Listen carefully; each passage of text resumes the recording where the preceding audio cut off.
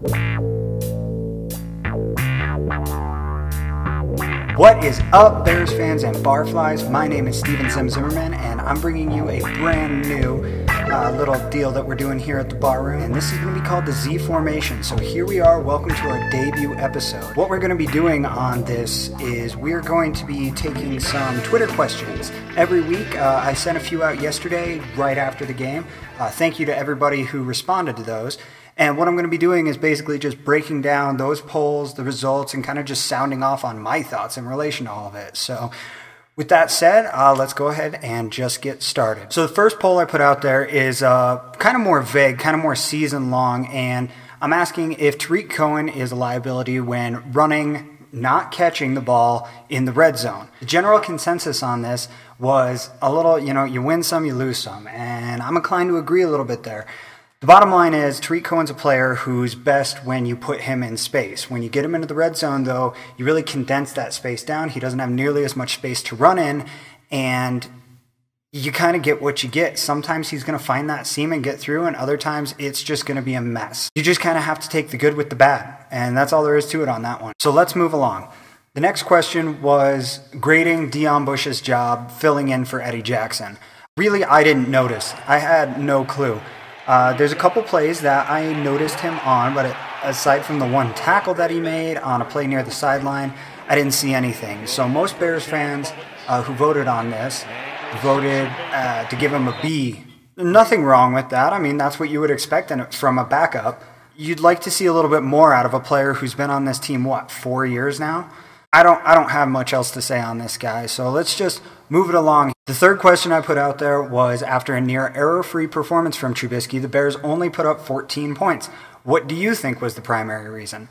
Most barflies voted on this one, saying that it was mental errors that was ultimately what caused such a low-scoring game between these two teams. And I don't know that I necessarily agree with this one. Your options were play calling, lack of run game, mental errors, and the numbers were misleading. And I honestly think that the numbers were misleading on this one. So Trubisky threw really well. The problem was he only had 2 completions that were over 10 yards downfield. I saw somewhere 3 for 6 is actually the correct stat on that, but I couldn't find the third one when looking through. If someone can point that out to me, I'd be super grateful for that.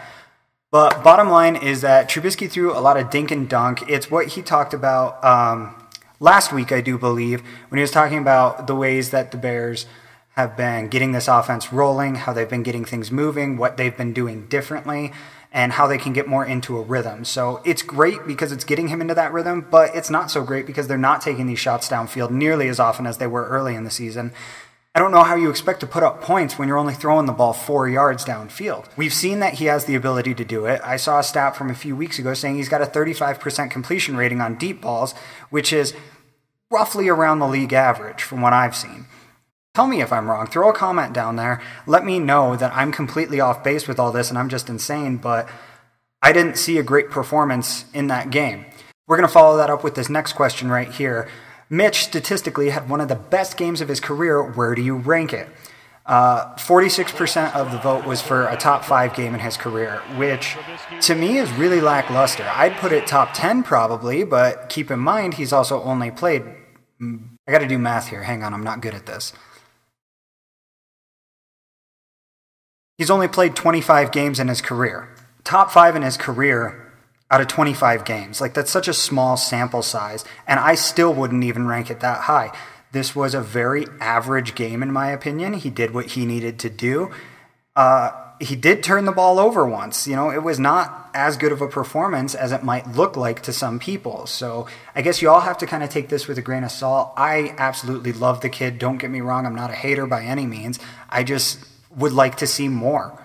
I guess I'm just starting to get hungry. How great is that as Bears fans? We can actually be hungry for more, coming off of a good win after a messy, hard-fought win, and say, I want more. I want something better. I want this team to show me that they're better than this.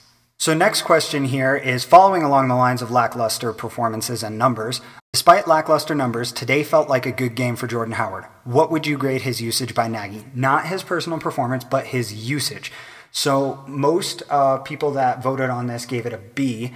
I agree and I disagree at the same time, I guess is the best way to put that. I'm not really sure what I'm thinking here, but let me explain it to you, right? So Nagy keeps getting scared to use his run game. I don't understand why, but he keeps going away from it as soon as it starts working, and then turnovers happen. You know, Mitch throws an interception, there's a fumble, trick plays that just don't make any sense, things like that, and it's starting to get really frustrating as a Bears fan. So I want to see this grinded out football when we need it. That's the key here, is that, yes, there are some games where you have to rely on Mitch. This was not one of those games, and I don't understand why it was treated like one of those games. The Niners just gave up a big game against Seattle, who runs the ball more than anyone else in the league. You know they're going to run the ball, and they still ran it down their throats. Why can't the Bears do that? That's what they did last year, and Dowell frickin' Loggins had no idea what the hell he was doing. I'm not even sure he knows what he's doing this year. All the same, it's starting to get more and more frustrating week in and week out when we've got this back that we know can be a 1,000-yard rusher, and whether it's the blocking scheme, whether it's the usage, whether it's the play I mean, there's just a multitude of things that factor into this, and that's just completely beyond me. It doesn't... Ugh. Moving on, there was a fight in the game, and it was a big deal. It really was.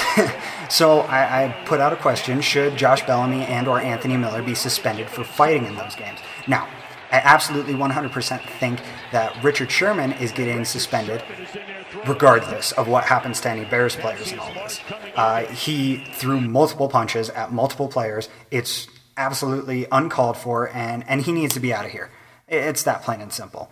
So the results of the poll were 61% say no, they should not be suspended for it. I'm inclined to think that maybe those results are just a little bit biased, but, you know, whatever. 28% was the next most popular option with, who cares? Defend your quarterback. Defend Mitchell Trubisky. This is the same kind of crap that got him injured a few weeks ago. And frankly, I'm sick of the Bears being a punching bag for the rest of the league. I don't get what's going on with all of it. I don't think that there's any reason to suspend any Bears players through all of this. The fallout from this should be minimal. Probably just fines if you're asking me. But I don't know. The league office does seemingly arbitrary things all the time, and who knows what's going to end up happening from this. The last question that I put out there was very straightforward. What's your confidence level in the playoffs at this point? I gave you the options of one and done, divisional round win, NFC champs, or Super Bowl champs. The majority of people who voted on this at 35% vote that they still think the Bears are going to be Super Bowl champs. When was the last time we had this kind of confidence in a team? When was the last time that we were this excited about Chicago Bears football? Every preseason, we're so excited about all this. We're so excited for this team. And yet, by the time it comes to this point in the year, we've completely given up. We're looking at mock drafts. We're going everywhere we can to find out college scouting, things like that. It doesn't matter. We're focusing on this year, so be excited. Stop trying to compare them to years past. We're looking at the 2018 Chicago Bears, and we're looking at them as a legitimate Super Bowl contender. So let's see them go out there and get that Super Bowl win. I'm all for it. I absolutely agree with the poll on this one. So that's that. That's going to wrap up our first episode. I will put out one more poll on Twitter that'll go for the week, and I'll address it in next week's video. And you can find me on Twitter at RagingBearFan, or I'm sure that Bears Barroom at Bears Barroom will also put that out there. But I want to know, Roquan Smith is within 10 tackles of Brian Urlacher's rookie tackle record for the Chicago Bears. Now, he's not going to get the same amount of sacks unless he comes out with a monster performance and gets 4 sacks in the next game. He's also not going to get the same amount of tackles for loss, again, unless he comes out and gets 8 tackles for loss in this next game. However, he can tie or exceed the number of tackles, and he can tie or exceed the number of interceptions next week. So let me know what you think in the comments below. I'll throw a poll over on Twitter so you can vote on it there as well. And in the meantime, if you haven't checked out Bears on Tap from the win against the 49ers, you can find that on iTunes, Spotify, Podbean. You know where to find it. Go check that out. Be looking forward to Bears Hour Live, Bears 100 Proof, the Mike North Advantage, Let's Talk It Out, Barfly Tailgate Show. But that should just about wrap it up. Thank you very, very much for watching this debut episode of what I'm currently calling the Z Formation. We'll see if that sticks around or not, but I'm going to get going, and you guys enjoy your week. Go Bears! Yeah, you know you got to feel it. You got to